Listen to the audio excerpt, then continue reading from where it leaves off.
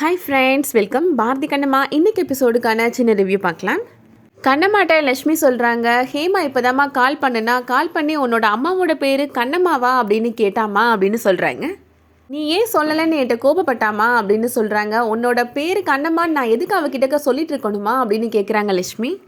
உனக்கு காலையில் ஒரு லாரி ஏற்ற வந்துச்சாமா, ஒரு அங்கிள் தான் வந்து காப்பாற்றினாராமே அப்படின்னு சொல்கிறாங்க லக்ஷ்மி. ஆமாம் லட்சுமி, அது ஒரு பெரிய கதை, நானே உன்ட்ட சொல்லலான்னு நினச்சேன், அதுக்குள்ளே ஹேமாவே சொல்லிட்டாளா அப்படின்னு கேட்குறாங்க கண்ணம்மா. ஹேமாவுக்கு என்னோட பேர் கண்ணம்மான்ற உண்மை தெரிஞ்சிருச்சுன்றதை நம்ம அத்தைகிட்ட ஃபோன் பண்ணி சொல்லணும் அப்படின்னு கண்ணம்மா நினைக்கிறாங்க. சௌந்தர்யாவுக்கு கால் பண்ணுறாங்க, ஒரு பிரச்சனை அத்தை அப்படின்னு சொல்கிறாங்க. ஹேமாவுக்கு என்னோட பேர் கண்ணம்மான்னு தெரிஞ்சு போச்சுத்த அப்படின்னு சொல்கிறாங்க. இது எப்படிமா தெரிஞ்சிச்சு அப்படின்னு சௌந்தர்யா கேட்குறாங்க. நீங்கள் தான் அத்தை இன்னைக்கு காலையில் பதட்டத்தில் என்னை லாரி ஏற்ற வருது அப்படின்னு கண்ணம்மான்னு என்னோட பேரை சொல்லிட்டீங்க அப்படின்னு சொல்கிறாங்க. தெரியாமல் தப்பு பண்ணிட்டேனே, நான் ஹேமா முன்னாடி எப்போதுமே உன்னை சமையலம்மான்னு தான் கூப்பிடுவேன், இன்றைக்கி ஏதோ பதட்டத்தில் உன்னை கண்ணம்மான்னு சொல்லிட்டேனே அப்படின்னு சொல்லி ஃபீல் பண்ணுறாங்க. ஹேமாவுக்கு அவளோட அம்மாவோட பேர் கண்ணம்மா அப்படின்றது தெரிஞ்சிருச்சு, என்னோட பேரும் கண்ணம்மான்றதை தெரிஞ்சிட்டா, இதை வச்சு ஒரு ஆராய்ச்சியே பண்ண போகிறா அப்படின்னு சொல்கிறாங்க கண்ணம்மா. நாளைக்கு நான் தான் அவளோட அம்மா அப்படின்ற உண்மை தெரிய வந்தாலும் அந்த பிரச்சனையை நம்ம தான் ஃபேஸ் பண்ணணும் அப்படின்னு கண்ணம்மா சொல்கிறாங்க. அடுத்ததான் வெண்பா வீட்டில் நடக்கிறத காமிக்கிறாங்க. ரோஹித் இப்போ ஃபோனில் பேசிகிட்டு இருக்காரு. நான் சொன்ன லாரி எங்கே இருக்குது என்ன ஏதுன்னு எனக்கு விசாரித்து கண்டிப்பாக சொல்லணும் அப்படின்னு பேசிகிட்டு இருக்கிறாரு. ஃபோனில் என்ன பதட்டமாக பேசிகிட்டு இருந்த அப்படின்னு வெண்பா கேட்குறாங்க. ரோஹித் சொல்கிறாரு, இன்றைக்கி காலையில் கண்ணம்மாக்காவை லாரி ஏற்ற வந்துச்சு, நான் தான் காப்பாற்றினேன், ஆனால் அந்த லாரியோட நம்பரை நான் நோட் பண்ணாமல் விட்டுட்டேன் அப்படின்னு சொல்கிறாரு. அந்த சம்பவம் உண்மையிலே ஒரு ஆக்சிடெண்ட்டாக நடந்துச்சா இல்லை கண்ணம்மாக்காவை யாராவது கொலை பண்ண முயற்சி பண்ணுறாங்களா, எல்லாமே எனக்கு தெரிஞ்சாகணும் அப்படின்னு ரோஹித் சொல்கிறாரு. என்னோட பசங்க எல்லாட்டையுமே நான் சொல்லிட்டேன், கண்டிப்பாக அந்த லாரியையோ இல்லை லாரி டிரைவரையோ கண்டுபிடிச்சி முன்னாடி நிப்பாட்டிடுவாங்க அப்படின்னு சொல்கிறாரு. பெரிய டிடெக்டிவ் இவர், உனக்கு எதுக்கு தேவையில்லாத வேலை அப்படின்னு வெண்பா சொல்கிறாங்க. ரோஹித் சொல்கிறாரு, நான் ஒரு பிஸ்னஸ்மேன் ஆகலைன்னா கண்டிப்பாக டிடெக்டிவ் ஆகியிருந்திருப்பேன் அப்படின்னு சொல்கிறாரு. கண்டிப்பாக கண்ணம்மாக்கா மேலே லாரி ஏற்ற வந்த அந்த டிரைவர் யாருன்றதை நான் கண்டுபிடிச்சே தீருவேன் அப்படின்னு சொல்லிட்டு போகிறாரு.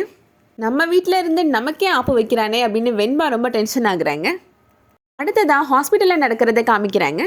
பாரதி ஹாஸ்பிட்டலுக்குள்ளே வராரு. என்ன இவ்வளோ சத்தமாக பாட்டு கேட்குது அப்படின்னு நர்ஸை கூப்பிட்டு கேட்குறாரு. பக்கத்தில் ஏதாவது ஃபங்க்ஷன் நடக்குதா அப்படின்னு கேட்குறாரு. பக்கத்தில் இல்லை டாக்டர், நம்ம ஹாஸ்பிட்டலில் தான் ஒரு ஃபங்க்ஷன் நடக்குது அப்படின்னு சொல்கிறாங்க நர்ஸ்.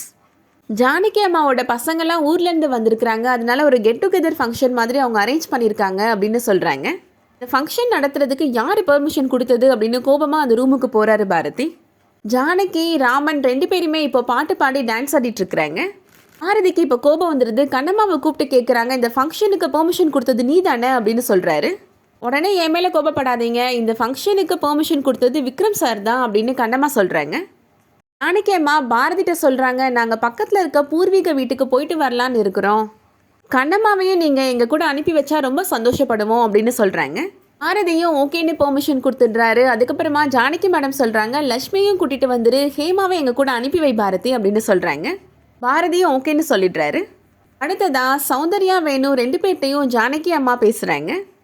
3 வருஷம் கழித்து என்னோட மருமக பேர குழந்தைங்க எல்லாரையும் பார்த்ததில் எனக்கு ரொம்ப சந்தோஷமாக இருக்குது அப்படின்னு ஜானகி அம்மா சொல்கிறாங்க. இந்த நிமிஷமே என்னோட உயிர் போனாலும் எனக்கு சந்தோஷம்தான் அப்படின்னு சொல்கிறாங்க. எல்லாரும் ஒன்றா சேர்ந்து இப்படி சந்தோஷமாக இருக்கிற குடுப்பனை உனக்கு இல்லாமல் போச்சே சௌந்தர்யா அப்படின்னு சொல்கிறாங்க. பாரதி நேற்று தான் என்கிட்ட சொன்னால் அவனோட ஒய்ஃபை பிரிஞ்சு 10 வருஷமாக வாழ்ந்துட்டுருக்கிறேன்னு சொன்னான் அப்படின்னு சொல்கிறாங்க. பாரதி பொறுப்பான பையன், ரொம்ப நல்ல பையன், அவனோட ஒய்ஃபை பிரிஞ்சதுக்கு காரணம் அவனாக இருக்க மாட்டான், கண்டிப்பாக உன்னோட மருமக மேலே தான் தப்பு இருக்கும் அப்படின்னு சொல்கிறாங்க ஜானகி. உன் மருமகளை என்னை வந்து பார்க்க சொல்லு, நான் அவளுக்கு அட்வைஸ் பண்ணுறேன் அப்படின்னு சொல்கிறாங்க. சௌந்தர்யா என்ன பண்ணுறது அப்படின்னு யோசிக்கிறாங்க. அதோட இன்றைக்கான எபிசோட் முடியுது. இந்த வீடியோ உங்களுக்கு பிடிச்சிருந்துச்சுன்னா லைக் பண்ணிக்கோங்க. சீரியல் அப்டேட்ஸ்க்கு நம்ம சேனலை சப்ஸ்கிரைப் பண்ணிக்கோங்க. தேங்க்ஸ் ஃபார் வாட்சிங்.